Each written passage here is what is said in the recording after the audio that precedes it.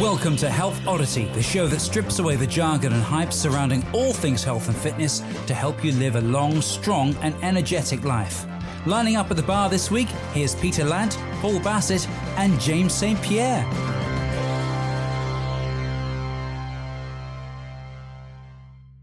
Hello and welcome to Health Oddity podcast. I'm here today with some very special guests. Actually, it's just the usual crew. There's myself, Paul Bassett. We also have Peter Lant. Say hey, Peter. Hello. And that's probably all I'm going to say in this one. And we've also got James. How you doing, James? I'm very good, thank you. Hopefully that sounds that sounds brilliant. Right, so James has just invested. James, you sound like you're in a recording studio, mate. He's invested in a pretty swanky setup. We all got microphones, but he's just gone one better, and it's become an arms race. If you look at it, basically, Paul's the understated one because he's got a little fluffy hamster on his chest, and I don't mean his chest hair. I don't know what to say. I've got this thing which is just is it's like something from Star Wars, like a miniature Death Star. It's a miniature Death Star, but it's it's like a budget one, but it works really well for my needs. And then James has gone full British Broadcasting Corporation. It's got a crane. It has 5 points of articulation. I'll have you know. 5? Did you have to close the road to get that in? It's top of the poppermost. Hey. Anyway, as you can see, that we don't actually have any official guests. We've got an emergency guest, which is usually one of us. So, sorry, I can see the offence I've just caused. No. So basically, we've already had a interview with myself, interview with Peter, and it's about time we pulled James into the hot seat to ask him all the burning questions that I know not only I have and Peter has, but maybe some of you guys listening have also got. Who the hell are we? Why are we doing this? Well, you know why I'm doing it, because go back and listen to my episode. It's not a request, but you can. It's not a request, it's an order. Yeah. It's an order, yeah, that's an order. Peter's already done one as well, which is fascinating insight into why he got into the fitness industry, but also James as well. And it's about time we find out what drives you, why you're here, what led you to this moment in time, this crucial crossroads that you're now at, which is working with us on this podcast. So anyway, nice to have you, James. Well, thank you for that superb introduction, and that I am I'd like to think I'm a bonus guest, but I'm a filler. What you're basically saying is I'm a filler between proper guests. Well, like Richard Herring on his comedy Leicester Square Theatre thing has emergency questions. Like, would you rather have a hand made of ham or an armpit that dispenses sun cream? So he's got emergency questions just in case there's a lull. Okay. I know that Peter's thinking about this. Yeah, that's one of those interesting questions, isn't it? Yeah. It's a bit like the Mighty Boosh as well, isn't it? Yeah. All that kind of stuff. I don't think we're going to go quite that deep today. I'd probably go for the ham thing because, well, then I'd end up eating my own hand because I don't like sun cream. I'm not that big on it because basically, if it gets over 14 degrees, I'm too hot and I start whinging, which is going to be soon. Maybe like next week or the week after. I think we might need to move on to questions for James. That's a good idea. Yeah. Okay, so James, look, I mean, both me and Peter have known you for a while, but and we've trained with you in person. That's how I met you, certainly. And you've got a really we got a really great business. For me, it's a great model that I've kind of been observing when I set up, and so I've always had my eye on what you're doing. You've always been really proactive in the health and fitness scene, making great connections with loads of other professionals, but also you build a business that really seems to take care of its clients. And I think it's going to be a fascinating chat to kind of find out what makes you tick, where you came from. I know that Peter's done an interview with you in the past and found out some more kind of deeper questions of what makes you tick. But today I think we wanted to put you on a hot seat and kind of get your opinions on a few things and what kind of drives you to keep training your clients, because you've been doing this for 20 years. Yeah. What keeps you engaged and I think curious, because that's what I definitely would categorize you as someone who's just curious about loads of different things, and that drives you to delve a little bit deeper. And from my point of view, it's always interesting to see what you're posting on Facebook, or what you bring up in these conversations, because I go away and have a think about those things and check out those people as well. So I'm always interested in what you're doing to evaluate the kind of information out there. So anyway, maybe it's worth you just kind of giving everyone a little bit of an update of how you got here and what kind of business you run and what you're doing. Yeah, definitely. Yes, thanks, Paul. So I've been in the fitness industry for about 22-ish years now. I'm 43 this year, and sort of came in at around the 20 years of age. And some people either tend to get into the industry for a few reasons. One, they tend to either be very, very sporty themselves and from a sporty background, competitive background, and they just kind of fall into coaching and fitness and that sort of thing because it's something that they're passionate about. Others probably like the two of you guys sort of came to the industry kind of later on as a second career or a third career in some instances with people where they've been personally inspired and sort of touched by fitness and health, and then they've decided that that's the kind of path they want to take, almost like a change in gear. And for me, I was never particularly good I did participate in sports and things as a kid. I played football, I played cricket, not to any high level, just kind of club sort of level, and just enjoyed it, but wasn't really a sort of a standout in any of the teams, And then at university, I went to uni to study graphics and design, and was there for 3 years and got quite into rugby, and was at university in Northampton for 3 years, played rugby for 3 years there, and got quite into my gym training and that sort of thing. And by the time I got to the end of my degree, I kind of knew that sitting in an office behind a Mac, or whatever, in a design studio, 40 hours a week wasn't really what I wanted to do. And I knew that I wanted to be more involved with helping people, and more of an active kind of job. And what I was really drawn to was actually helping people. My mum was a nurse for my whole life while I was growing up. Very, very sort of caring person, caring profession. And I always had quite a good empathy with people. And that kind of is what took me into, working in a gym to begin with, I think, and also, I enjoyed training. Yeah. I thought it was interesting, but it wasn't like, wow, I'm a fantastic, I'm an elite athlete, I'm now going to go into this. It was more the helping people that kind of drew me in, So what is what would you say your business is now? Yes, you've got a gym and you do personal training, but what kind of business would you say you have? What I have now, I'd say probably like I know the two of you guys as well. I'd say I probably run more of a sort of a phrase coined, I don't know if it's coined by Dan John, but he uses it a lot, like an intentional community, So I think I've got an intentional community of people, largely over 50 years old, based in Chelmsford in Essex. We've got a training studio where we do one-to-one training, we do small group training, and we do kind of, I wouldn't say large group training, but probably sort of mid-level, where the biggest our classes get to is around sort of 12, 10 to 12 people. And that's what I started that business, Unique Results, back in 2007. Yeah, started there. So it's been sort of 14 years this year that we've been running, around 130 members, something like that.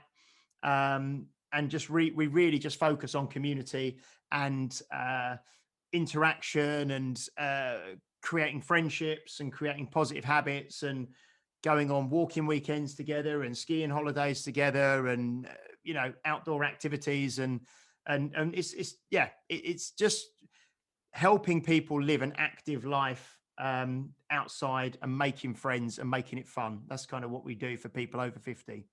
Because that's kind of a radical. That's what I love about it when I see your stuff is like, okay, there's the training and the fact that people are doing like with the classes and stuff like that. What I really like there is like you call them. I never like calling them classes because it makes you sound like like a generic fitness space sort of thing. But obviously, like when you say big classes, doesn't mean like get as many people in as possible, bang the music out, and just tell everyone to do as many exercises in 45 seconds as they can, and all of that. It looks similar to what I do. Is kind of like, right, you've got a group of people, and then you say, right, okay, you're not quite up to speed yet. You're not quite like, why don't you come out and we'll take you to the side and we'll get you up to speed over the next couple of weeks and we'll work with you in person, and then get everyone else like doing their thing, and then you can then slot in there quite easily. But what I do love is when I see your stuff is the skiing holidays and the fact that everyone's got an identity. Like, who is it? Grumpy? Is it Grumpy Dave or something? Oh, Grumpy Dave, yeah. Grumpy Dave, all of that, and they've all got their identity. And there's the guy who's in his 70s who swings maces and that's clubs. another Dave, yeah. That's Dave Roscoe, yeah. Local Dave. Yeah. Yeah. It's very easy to remember. They're all if your name's not Dave, you're not coming in, yeah. Well, that's what I love. Everybody's got an identity. Within the group as well, so everyone knows who each other is. It's brilliant. So how did you, because like we can talk about where you came from, which is fantastic, but like, what's kind of your vision to take that forwards, because you've built this thing. So how do you keep it going? How do you keep people engaged? How do you keep people wanting to come back? I mean, I think what you guys probably find as well, and what a lot of, if other trainers are listening who've been doing this for a while, will recognize, is that you sort of start the ball rolling, or I start the ball rolling with unique results, and it kind of starts to develop a life of its own after a number of years. And certainly what we find now is that you've got, and I say groups within groups, but sometimes that sounds a bit cliquey, and I know that in big sort of big box gyms and big health clubs and things, you've maybe got cliques of different people, but who maybe exclude others. But what we've kind of got now is people have really made sort of firm friendships within the group, and they maybe go on holiday together and go away and do things just from meeting at Unique Results. And then you've got groups so like you say, if you've got someone new who's not quite up to speed, now it's getting to the stage where the more experienced members of the gym or the studio will actually spend some time with them, unprompted. It's not like I've had to ask them to, but someone new will come in to do some mace stuff or something and be having a little bit of a difficulty, and we'll be having a break. And then I'll see one of the kind of more experienced members taking them to one side and explaining some stuff and doing some things with them.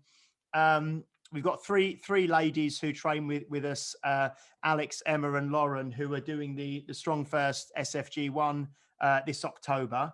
And they went from, not ever using a kettlebell before to training. And now all three of them have signed up for the Strong First cert in October, which is great. So they're kind of training together. And I think certainly over the last year, since lockdown, we've had a lot of that where I'm not really even involved in some stuff that goes on, but I'll just see posts on Facebook where, a few members have got together and gone out for a walk, or they're meeting online and setting up their own stuff on Zoom to do some training and that sort of thing. So it's fantastic, and I think that comes from having a clear sort of vision of the kind of people you want to work with, and also really trying to, when you get recommendations from those people and referrals, they tend to be people of a similar ilk and people with similar values and similar senses of humor and similar life experiences. So it's very easy for people to get on, which is great, and like I say, the vast majority of the members are over 50, a small majority are female. So you've probably got 60, 40, female to male split. And now we're getting more people, because we've got lots of members who've been with us for 10 years plus. We've got lots of members now in their 60s and more moving into their 70s. So it's great. Everyone's growing and developing together. And it's something that I'm very proud of and just privileged and honored to be a part of and to get to spend my life doing now. When you work with someone for so long, which you've had a privilege to do, and what are you noticing? I mean, what do you notice between someone who's been with you? Because you're going to get people fresh off the street who've maybe never trained or trained with other people. And then you've had clients who've been with you they've seen your evolution and they've evolved themselves. Where are they now when they've been training with you 10 years? Well, there's one lady who I think she'll probably listen to this. She listens to most weeks, called Edith, who's trained with me for over 10 years. It's probably Oh, Edith. Hello, Edith. Yeah. Yeah. This is like Saturday morning TV now, isn't it? It is, yeah. Probably Tell like hello back. 11, 12 years now, and she's in her early 60s. I think when she first started, she would join with me. She was 50, and now, I mean, she does the tactical strength challenges. She's done those for the last 3 years, and just 2 weeks ago, she got a PB double overhand deadlift with 90 kilos, you know. I saw that. And she's, you know, and so people can continue to improve and to evolve and to get better as they get older, you know. Without a doubt, it's the old use it or lose it kind of principle. There's no, and we spoke to Brad again the other week, Brad Kearns. We spoke to Dan John last week. Brad's 56, I think Dan's 63 now. They're both still competing at a high level of what they do. And you can continue to improve as you get older. You know, like you said, Dave Roscoe as well, in his 70s now, getting stronger, getting better, still setting himself goals. But you were a young guy when you started. I mean, I'm not saying you're an old guy now, but you were 30 odd, 31, 32. And you're suddenly working with a population who's maybe 20, 30 years older than you. Oh, so how did you... Why people... I was going to ask that question. Yeah. Sorry. So what actually happened was, I think when I started Unique Results, I was maybe 28, 29. But when the very first place I worked, which was called Blackwater Leisure Centre, it's in Malden in Essex, which is a small little kind of market town, I suppose you call it. And I worked in a small leisure centre there, and it was quite a more sort of older population there, really, I suppose. And it was a tiny little gym, and all we had at the time, there was 3 or 4 treadmills, there was a couple of rowers, a couple of bikes, and about 8 fixed resistance machines, you know, like a chest press, a lat pull down, and a shoulder press, a bicep curl, that sort of thing. And I started there for my first I think I worked there for maybe my first 18 months in the industry, just as a gym instructor, just in there doing inductions, walking around, talking to people, giving people help and helping if they asked. And most of the a lot of the members there that I saw were older. So I was in my very early 20s then. I may have been 21. And from that really early stage, I knew that, or I realized very quickly that the people that you actually have that I at the time had the most impact on their lives and actually had the most ability to help and to improve the quality of their lives was the people who were middle-aged and up, you know. So I was sort of 21. So it's people certainly in their 40s, 50s, 60s and beyond. And that gave me a bigger sense of fulfillment and satisfaction than training people in their 20s that, you know, wanted to look good on the beach in Ibiza in the summer, you know. So I think I made that connection quite early on. And then that kind of stuck with me as I went through. I don't think I really knew. When I first started Unique Results, it wasn't like, right, I specifically want to work with people, you know, who are like maybe in their 50s and above. But the way I am, I just kind of attracted more of those people and probably turned off or rejected the kind of the younger, more sort of superficial ones, which is not a problem with that, because everyone goes through different stages in their lives. But I found that I got the most fulfillment with working with older people. And then I went into to managing a big leisure centre the fitness sort of provision of a big leisure centre in Chelmsford. And we had prior to that, I worked in Harlow for a few years. Then I went to Chelmsford, and we had a really big GP referral program, and we did GP referrals for people with medical conditions and injuries and things like that for adults, and then GP referrals for children. And I used to do hydrotherapy with people who'd, you know, recovering from strokes or hip replacements, knee replacements, that sort of thing. So I was really exposed to a lot more kind of older people, and we did disability training, and we had lots of disabled people come in. So I just found all of that much more interesting, you know, having to think on your feet and having to adapt, rather than your kind of typical sort of bro sort of split of bodybuilding and that sort of thing. Working with these people that are older, it really kind of ignited a bit of passion in me and made me very fulfilled. Well, that's one of the things, isn't it? Because there's many different ways to train people.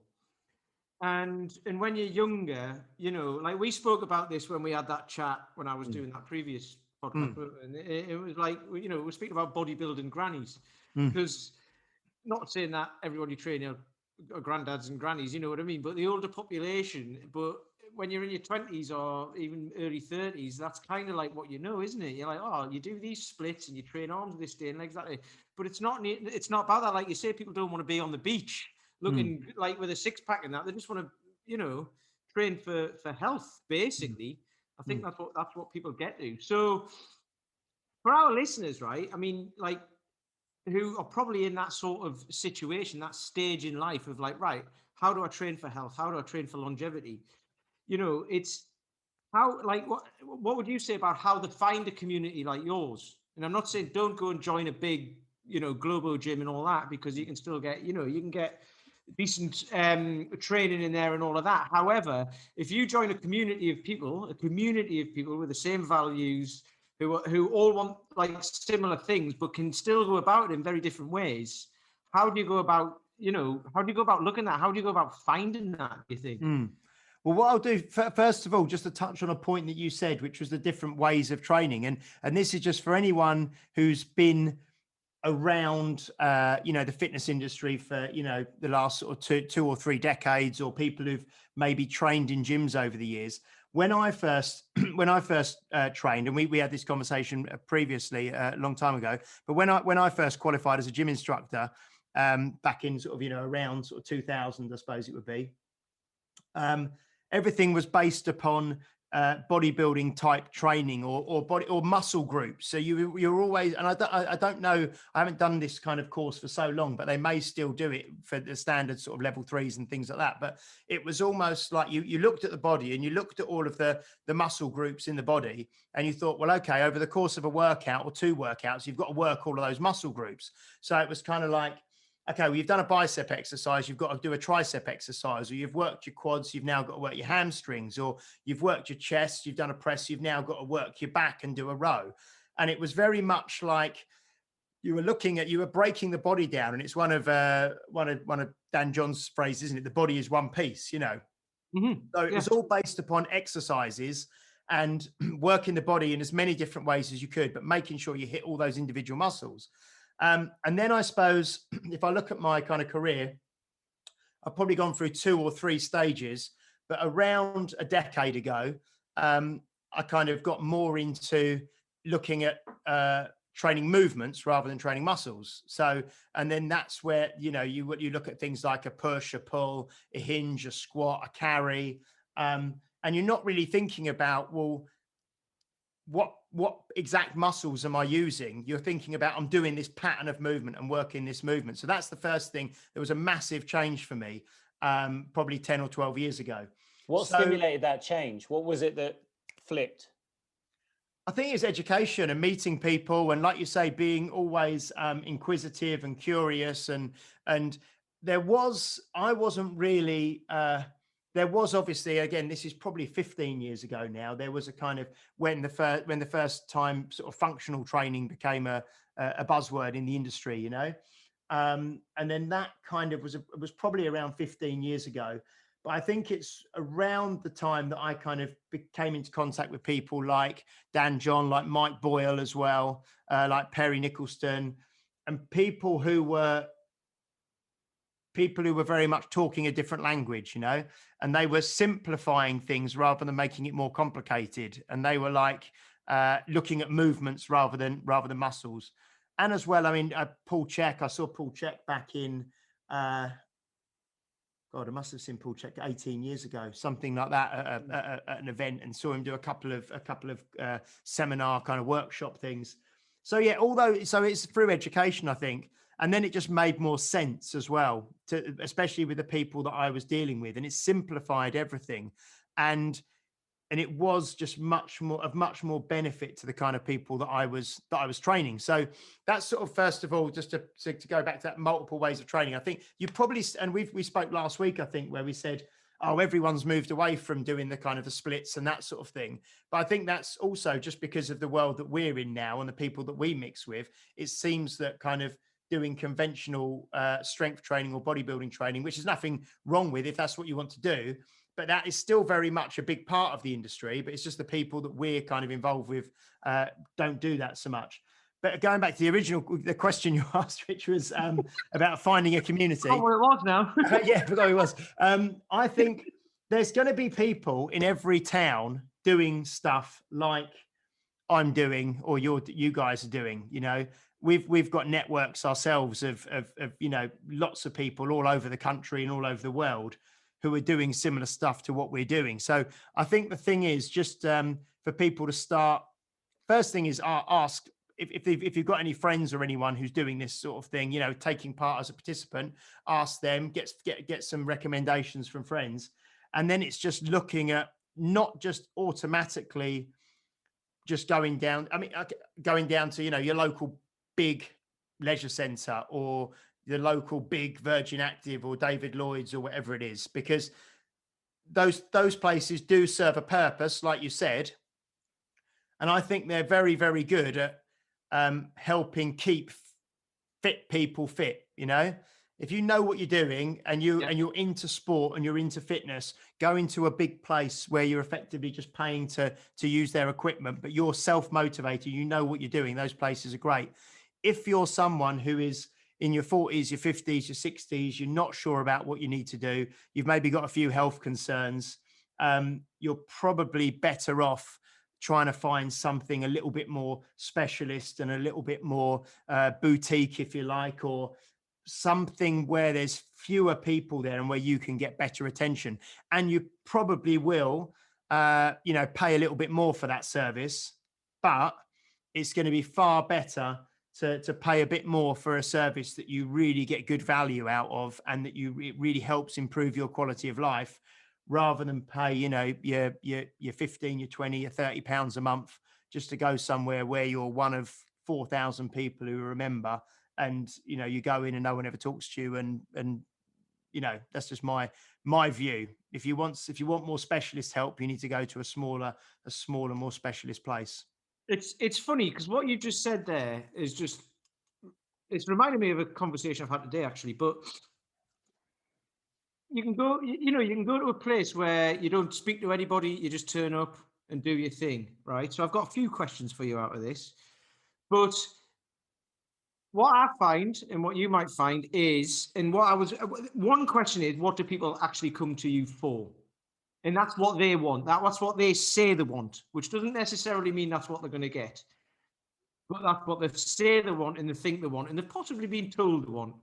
So we're coming from what you said about Dan John and Perry Nicholson and all those types of guys who simplify things. So I think what's happened is you look at this is the whole point in this podcast, isn't it? Busting jargon and all that. So you said they were talking a different language, and the language they're talking is the language of everyone else who doesn't know anything about fitness in the fitness industry. You can be in the fitness industry and listen to all this thing about mitochondria and God knows what, and it's like, what the hell are they talking about? Or you can just say, right, here's some movements that we're going to do, and this will help with gardening, walking, cycling, this, that. I was swinging a pickaxe around in the garden, digging up the lawn. And I've been swinging maces around. Exactly the same, right? Obviously, that's not why the mace is there. It's there for fighting and stuff like that. But, it helps with a pickaxe as well. And this comes out of... You live. Yeah. This comes out of conversations that you have with people. Like you say, if you go to a bigger gym, you might not talk to anybody.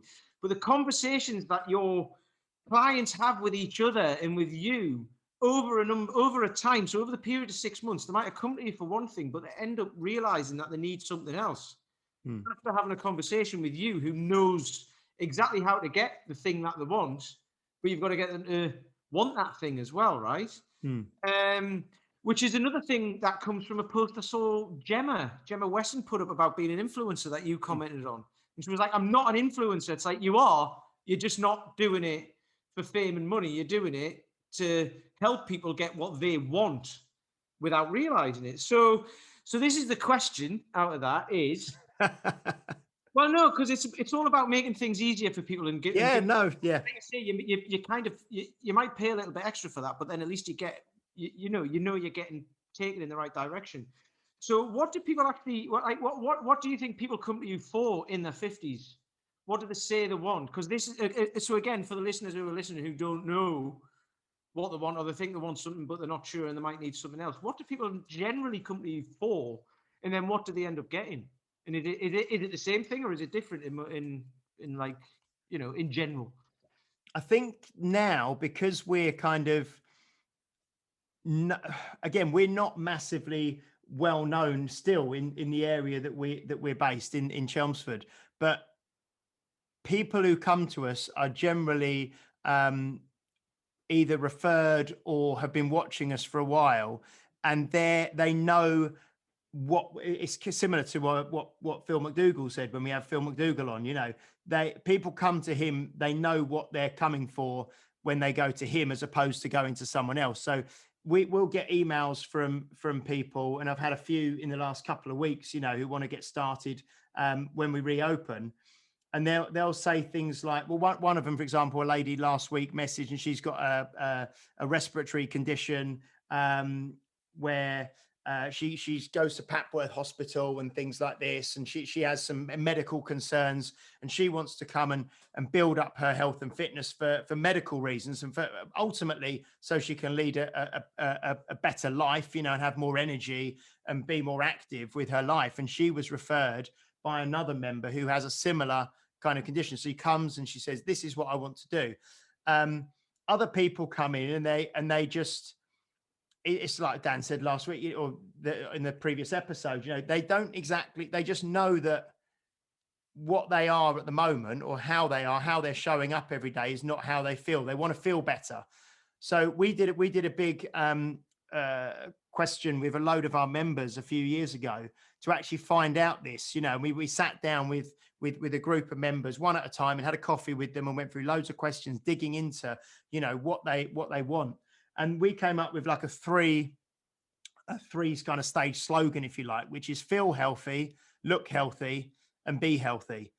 And for our members, that's what we boiled it down to, because most of them want to feel better. So that's the main thing. They want to feel better. They want to feel like they have more energy. They want to feel that they're not saying no to things because of their health or their physical abilities. And I've had that from members before who say, oh, whenever I've been on holiday before, if there's been an excursion or something, and you know you're going to go walking over, I don't know, to a volcano or something, they'd always say no, because they would be scared of holding the rest of the group up, or looking stupid, or letting people down, or just not being able to do it, you know. And then they go on these holidays and I don't have to say no to it anymore. Anything that I want to do, I can do. So for our members, and that's why I put it in the order of feel, look, and be, because for our members, the feeling more healthy and feeling better is the main driver. It's not looking, not saying that they won't look better as they get into the training, but that's a byproduct rather than a main driver, you know.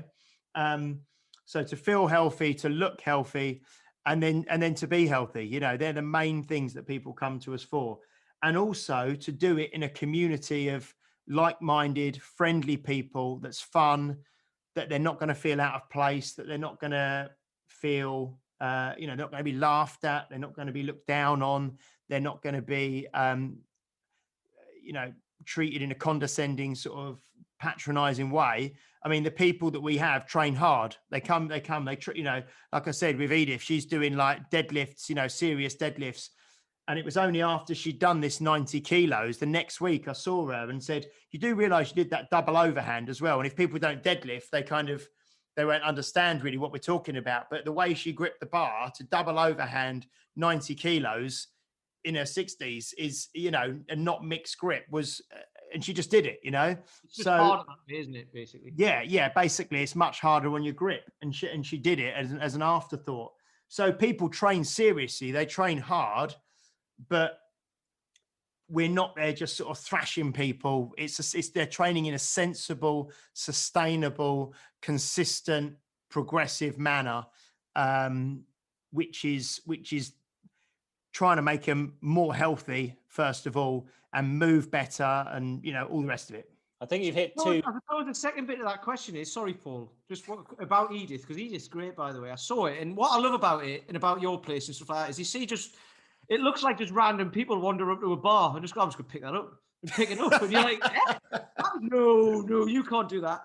But did she come to you 10 years ago or whenever it was saying, I want to be able to do a 90 kilo deadlift when I'm 60? No. You know what I mean? Yeah. Exactly. It's a byproduct, isn't it? It's one of those things that just happens by showing up all the time and commitment and enjoying what you're doing and all of that. And I think it's what one of the things Josh talked about on his podcast a couple of weeks back was trying to take the emphasis and Maggie as well, obviously, when we spoke to Maggie, trying to take the emphasis and the main kind of focus on things away from this kind of standing on scales and seeing how much you weigh each week, and actually, and I read there was something great. I actually shared it in my Facebook group yesterday. I'll just quickly find it because it should be at the top. It should be easy to find. But I think both of you know Peter Lakatos, do you, from Hungary? Yeah. And he posted something the other day, which was fantastic. And obviously English isn't his first language, so he wrote it, and it's even better because it kind of sounds a bit funny the way he wrote it, but it's perfect. He said, Are you allowed to say that? I don't know. Well, no, what I mean is the way it's written is really humorous, but I don't know if it's intentional, but it's genius anyway. He said, the irony is neither nutrition nor training should target weight loss. Both should target health, and health will indicate weight optimization. If weight loss would be the only one goal, amputation would be the solution. Yeah, and Dan John said that a while ago. If you want to lose weight, I'll chop your leg off, and if we're not quite there, I'll chop half your other leg. Well, isn't it like Dave Whitley said? If you exercise, you just want to feel sore, I can hit you with a stick. Yeah. But that's it. I mean, I had a client. I didn't find out until a bit later when I took her on. She was quite overweight, wasn't really happy where she was. She lost close to 30 kilos, became an incredibly strong individual, pressing 20 kilos with each arm. And there's a woman.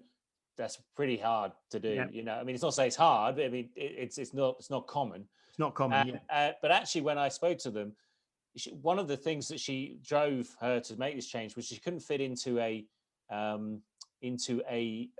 seat on a fairground ride, and got incredibly embarrassed. But then 6 months later, was doing it was the Inca Trail.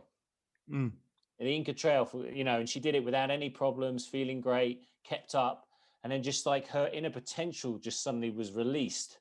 And really, that kind of, the people come in with a particular outcome, but really what they want is a change in their kind of potential, so that they're becoming more themselves, because it's locked up. I think Paul McElroy was talking about this. It's like, we're not changing you into someone different. We're releasing something within you. To optimize there's a thing I've wrote down here again, coming back to values, which we've been talking about a lot. Obviously, well, I've been talking about a lot anyway because it's you. No, but I was talking about this the other day as well, and it's like, what James just said there, and what you've just said there actually. By the way, it wasn't like the teacups, was it? She wasn't like, I can't fit into this seat, I need to lose weight. It's like, no, that's a kid's right. That's like when you go to you're sitting in the chairs of your old primary school, and you're like, how does this happen? Your knees are up here. Well, I was in on a bus. I don't like that. My knees are up. Well, I don't know. I've not had a bus for years, mate. Not because I'm posh, just because everywhere in Bath's really close. But anyway, it's that thing about people want to be able to do stuff. So like the skiing trips you do and everything, I love that sort of stuff, James. But like there must be people who be like, well, I can't come on that. But then after a while they can. Like you said, like, going hiking up a mountain or something like that. And they're like, I don't go on holidays that do that because I can't. And like in what Paul said, you've got to unlock that potential within you because it is there. And this is where it comes to values. It's like, who do you want to be? Do you want to be the person? Do you want to be that person who says, I can't do it? Or do you want to be the person who says, yeah, no problem. If I can't do it, it doesn't matter, because that means it's really hard because I can do anything. And then what that comes back to is do your actions now lead you to being that person you want to be? If no, that what do you need to change? And you don't need to go running more or do this more, do that. You just need to change your actions. You need to do something that brings you towards that being that person, isn't it? And like you said, that's the thing. What do you want to what was it you said? You want to feel like, so the feeling will get you towards the health and the be healthy and being that person. So a couple of things that you just said there. So one, I've had a number of times in the last sort of 13 or so years where people, because where I used to work, say in more of a gym, which was a council run gym, which again, they do great things, but it's just a different kind of place and a different kind of service. When I started actually talking to people and sitting down and talking quite in depth about, their goals and their values and what it is they want to achieve, I heard a number of times people saying, one that's come up quite a few times is the aeroplane needing to ask for the seatbelt extender, to get into an aeroplane seat. So that's something that we've had a number of members who've come to us with. And that's not obviously the first thing they say when they walk through the door. They don't say, this is why I'm coming. But when you actually start having deep conversations with them, it's the kind of the stigma or the embarrassment or just the way that they feel when on a plane, you have to sit down, you have to put your hand up and, say, oh, can I have this because I need it? So that's something that people have had a number of times.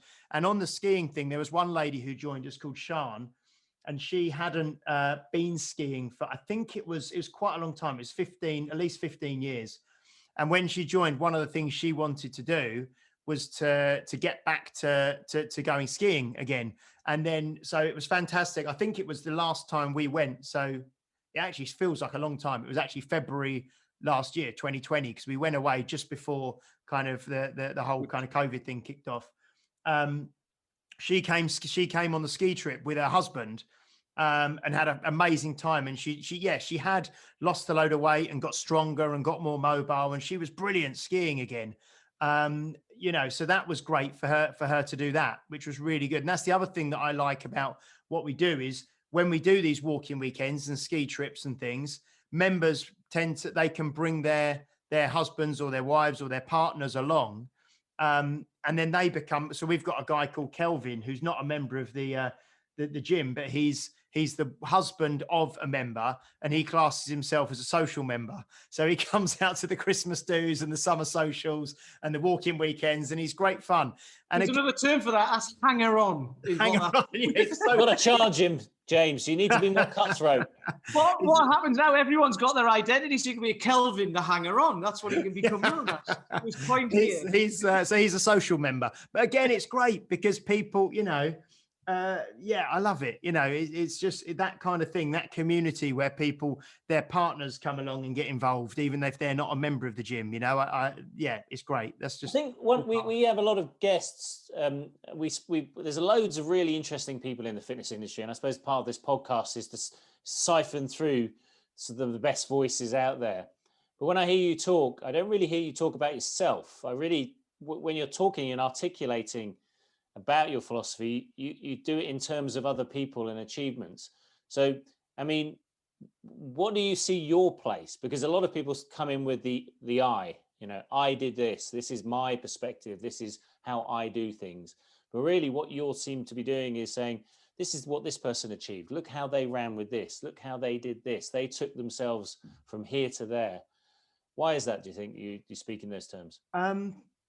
I don't know. I think it's not. First of all, it's not about me. Do you know what I mean? It's not. And I think that's something that the whole kind of social media, Instagram kind of world can well, it works for people. Some people. You mentioned the influencer post that Gemma Weston, I think, put on the other day. For some people, that's their business. The business is selling themselves and how great they are, and then kind of attaching a product or a service or, a supplement to how great they are and saying, if you want to be as great as me, buy this thing and you can get there. And then they get a kickback off of that. For me, I really see myself more as the facilitator of the process, or the facilitator of the community, you know. And it's not about me. It's not about what I can do or what I can't do. It's about, and that's why I say, that's why actually I love it when things start to happen without me, and I see people have really taken full kind of ownership and autonomy, and they're you know, I train some people, and they go, oh, I've met up with you know, Alex will say, oh, I met up with Emma last night and we did some kettlebell snatching. And I said, oh, really? Yeah. We just had a 15-minute Zoom together and we went through, you know, and we're doing some snatching. Or, you know, I'll see a picture pop up of two members who've met up and just gone for a nice long walk together.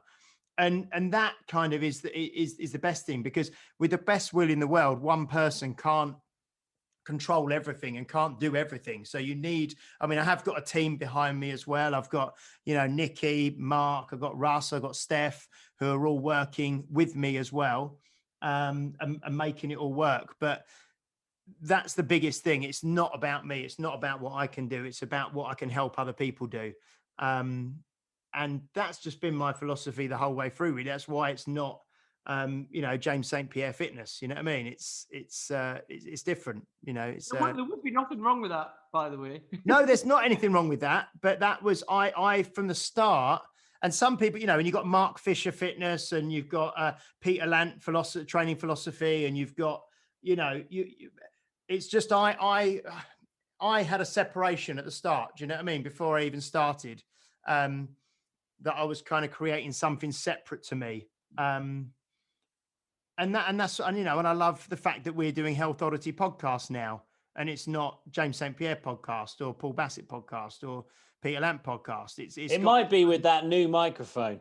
It's a hostile takeover. We don't know until this episode goes out whether anyone's heard us or not, or it's just all you. You might drowning us out.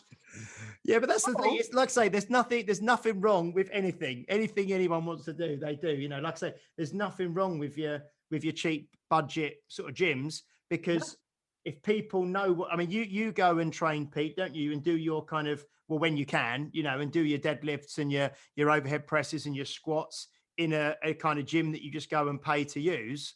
Yeah, gym that's been there for you. It's 23 quid a month. Yeah. I don't need a trainer in there or anything, because I've got the program. So I just go in and do the thing. Yeah. So that's what I mean. If you know what you're doing and you pay your money and you go in there and you crack on, brilliant, you know. Yeah, but the people that I work with don't know what they're doing, and that wouldn't work for them. But I appreciate and know that, you know, lots of people do know what they're doing, and that's fine. But possibly the people that were listening to this and that we're talking to probably don't know. You know, a lot of them don't know what they're doing. Well, the thing with that is there's nothing wrong with that, what you've just said. However, all three of us have got coaches coaching us. We know what we're doing, but we've still got coaches coaching us in what to do. Because you know what you're doing up until a certain point. But then at that point, it's like there's going to be someone with more experience who knows how to progress that, or move that in a different direction to get this thing that I want over here, or whatever. And you know, what do they say? If you represent yourself in court, you got an idiot for a lawyer. Yeah. I mean, entirely correct. You know, we've all got coaches that we work with.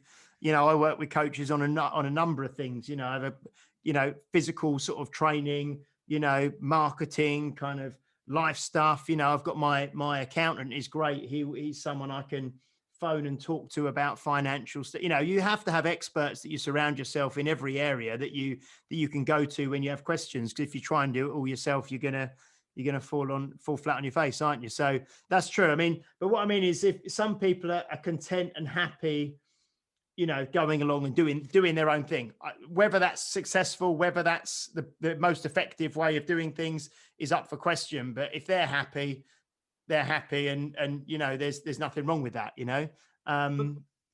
Yeah. I was going to say that's another thing as well, because we, you know, I've seen stuff on like social media and that when we post like, oh, we've got Dan John on the podcast, we've got Phil McDougall on the podcast, we've got this, and people are like, how the hell do you get them to come on your podcast? Like, because we've invested in them in the past, and they've invested back in us with their time and their expertise and all that.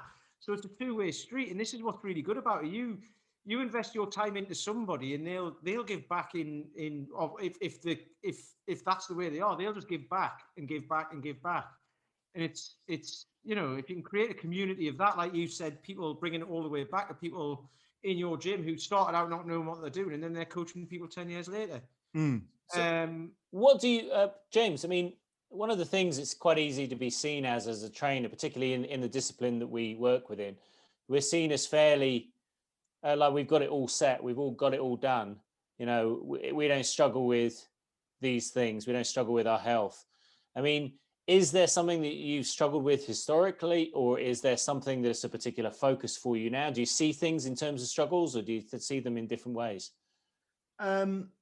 Personally, my food and diet has never been, it's not something I've ever been like great at, if you like, you know what I mean? It's not something, that's why I really liked it. I mean, I took a lot from the Josh Hillis podcast, and when we speak to Brad as well, I take a lot from that. Were you overweight once, or was it just that I used to be a lot heavier, but that was kind of, again, when I went through a bit of a stage of wanting to lift heavy weights and get big, and I kind of put on loads of weight, and I did get I was a lot stronger then than I am now, but I was also probably 3 stone heavier and 20% as fit, so it's kind of stages you go through in life, isn't it? But no, I have never had like a kind of an eating problem, if you like, where I kind of put on weight, but I just like to kind of probably be a bit more organized, be a bit more structured with that side of my life, or a bit more, I wouldn't say in control, because it sounds like I'm out of control, a bit more ordered. You know what I mean? Just a bit more, that's something I love training. I love exercising. I love being active. I love doing, training for certifications and things like that, and training for personal goals. But food is something that it's probably like an emotional kind of thing, you know what I mean? Or like we spoke, bit of stress, bit of emotion, bit of this, bit of that, every now and then. So yeah, possibly I'd like to focus on that more for myself, probably. Well, what advice would you give yourself? Oh God, it's turning into a therapy session. This. Yeah. Tell me about your mother. No, no, I think I'm leaning a lot more myself, and this is what I wrote a review for Josh's book Lean and Strong the other day, and I said that it's really changed the way that I'm coaching people and talking to people about food and habits and that sort of thing. And it has and I said in the review, it's also made me think differently about things as well.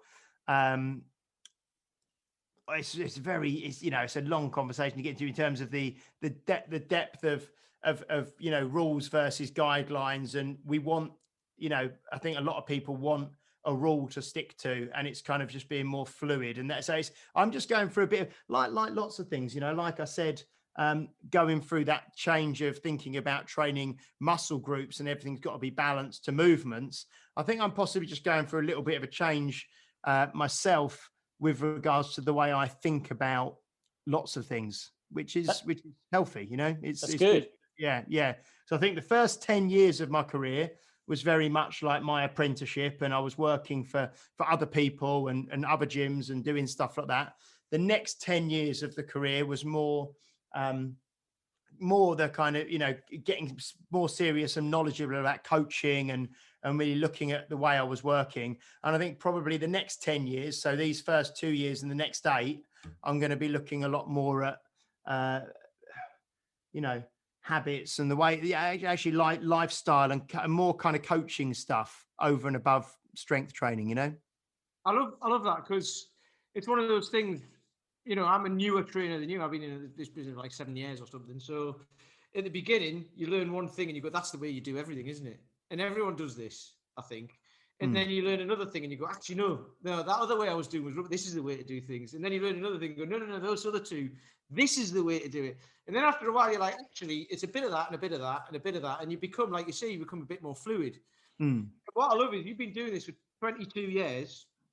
So you know a hell of a lot, but you're always still learning, and you're always, you've just said you've read Josh's book and it's made you change the way you think about food and about coaching people with food. So you've implemented it straight away. You're like, no, I've done it this way for ages and it's worked in the past, but this is a new way. And it might not work for everybody, but if it does, or it works for the majority of your guys, then great. You know, that's another thing. That's something that's come positive that's come out of this. But I'm realizing the time, right? And I know you've got an addiction as well, right? I think most people do, right? So we need to get onto this because we always end with something like Not this. Haribo, is it? No, it's worse than Haribo, man. He's got an unhealthy addiction with superheroes and all that, hasn't he? Oh God, yeah, we've got to bring that up. What's great is your customers, clients, your guys do artwork for you and stuff, don't they? And you've got it all over the gym and everything. Yeah. So I've got there's one guy at the gym called Ian Bell, who's an artist who does really lovely kind of film and comic book kind of stuff and culty things. And so yeah, he does great art, and I've got people bringing in artwork, and we're getting up at the gym. And so a couple of the members' children have even done a couple. We've got one picture of the Hulk, and what else have we got? A Thanos as well, I think, and they're up on the wall in the gym. So it's lovely that someone will bring in picture their kids done in a frame, and we'll pop it up.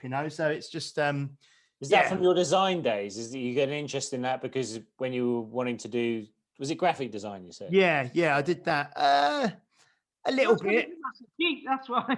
Yeah, and I'm a geek. Yeah, yeah, a little bit. Yeah, but yeah, no, it's kind of, from that and also, I mean, this is we won't start talking about this now because this will go on forever. But when I was growing up, a lot of the kind of the old superhero stuff I really liked, like the old Adam West Batman series, the Incredible Hulk with Lou Ferrigno, Wonder Woman with Linda Carter, and all those sort of TV programs that were on when we were young. I used to love all of that. So, and again, that taps into the idea of change, and you can change yourself, and there's masses in there that I really like. Whenever I see stuff like that, like become your superhero and all of that, right? And it's all a cliche, and I like things like that just make me want to throw up, right? But when you actually start to talk about them and you say, when I was a kid, I saw Superman and Batman and all of this, and I wanted to be, you're kind of like, I wish I could do that, especially like for me, especially with Batman, because he's a normal bloke who's just a bit odd. You know what I mean? Superman's from another planet. That's totally different. But Batman's just like, he's built himself into this thing. He's like, right, I'm going to smash the boundaries and I'm going to become even better and even better, and even better. And he does like, I know stuff and stop. Dave Whitley has spoke about this before as well. We'd have to get Dave Whitley on, actually, Iron Tamer. Yeah. He spoke about when he was young. He was like the Incredible Hulk, and Bill Bixby turning into like Lou Ferrigno, and he became really around strength and that sort of thing. So it'd be good to speak to Dave because he's great as well. So that'd be good. What would we? I mean, I was really into painting miniatures, so I don't know if there's. Yeah, you said the White Dwarf, like the Warhammer stuff, wasn't it? Yeah, Warhammer 40,000. There was I was single for a long time. They've still got the White Dwarf magazines. I'm sure they're worth something. I like to think they are. Here's a question. Here's a question for your superhero fans. The end of the Incredible Hulk, that piano. Yeah. Is it any good? Or does it just do your head in? Well, it's just setting the scene, isn't it? It's poignant. It's usually him sort of walking off, isn't it? And leaving the town and going off. Spoke from a proper true fan. Yeah. Is this in the original series? Yeah. I've never seen that. I don't know. It's kind of like the Littlest Hobo. Really. I was about to say. I was just thinking that, but actually, I love the Littlest Hobo. The tune. Not so much the program because it was a bit like. We can get a rendition at the end of the podcast. Maybe you can find the music, Pete, and put it on at the end. Well, I think maybe. I'm not sure copyright would allow us. I don't know. Okay. I've got no idea. Who wrote it? We demonetized our podcast that brings us in millions. Yeah. Anyway, I think maybe that's a good place to end. So, look, James, thank you very much. Have you got anything that you perhaps leave our listeners with, something that they could potentially take away No, I think just it's probably the one that the thing is just that we spoke about is because lots obviously of the listeners aren't going to be local to me or local to either of you, but just that kind of idea of if you are looking to make a change and you seriously want help doing it, try and seek out someone in your area who is, like is not kind of part of a big, multinational kind of chain, but maybe they are someone who will deeply care and will work very closely with you to help you get where you want to get, and there will be people in every single town and every single city and village, across the world doing it. So seek out one of those people locally to you and start your journey if that's what you want to do. And how, if ever anyone's listening in Cheltenham and isn't training with you, how do they get hold of you? In Chelmsford, Cheltenham. I have been to Cheltenham before for the horse racing. I think I feel like an American coming in. Yeah, from Cheltenham. Yeah, Cheltenham, London. Cheltenham, that's in London, is it? Yeah. So yeah, probably just I'm on Instagram a lot. So Instagram as it's at unique_results. You'll find us on there as the gym. Myself is James St. Pierre. You'll find me on Facebook, Instagram, that sort of thing. That's probably the best place to. And then the website for the business is uniqueresults.co.uk. If you want to find out more about what we specifically do. Or if there's a Comic-Con in Chelmsford, he'll be there as well, dressed up. You might bump into me at a Comic-Con at some stage. Yeah. Anything to leave us with, Peter? No. Right. No, it was all about James today, so it's really good. I love James's I love seeing his stuff. I like doing this. I like chatting to him, and I like seeing your stuff on social media as well, because it's just. Yeah, I totally concur. I concur. No, well, hopefully the sound is beautiful this week and going forwards on this new mic. I mean, yes. I mean, I think it's, what do they call it? ASM? MS, that thing where people whisper and they like strange. that. Yeah, someone said that ASMR or something. That's the one. Yeah. Yeah. Well, we'll see if we get any listeners' letters. Maybe we should do that. Listeners' letters. Give us some topics to talk about in future. Well, we have got something coming up very soon like that. We can't say anything at the minute, can we? But we've Am I involved in this? We're setting something up which will make it easier for you guys as the listeners to get in touch with us and ask questions and suggest who guests who you might want to come on, who you want to hear about, who you think might add to the conversation. So that's up and coming. So it's going to be more, hopefully. The goal is to get this more interactive and get a lot of questions, because a new community. Exactly. I mean, the guys and girls who we've had on over the past episodes, we've had a wealth of knowledge on, and if there are any gaps in that knowledge, any questions, then it's good, because we can seek people out who will be able to answer them. So yeah. And we do have a really cracking lineup for April already, don't we? We won't talk about. Oh yeah, there's some good people in lineup already for April, so it's going to be great.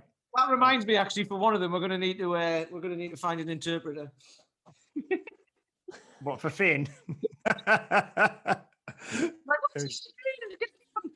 Well, he did suggest it himself. I'll just slow it down.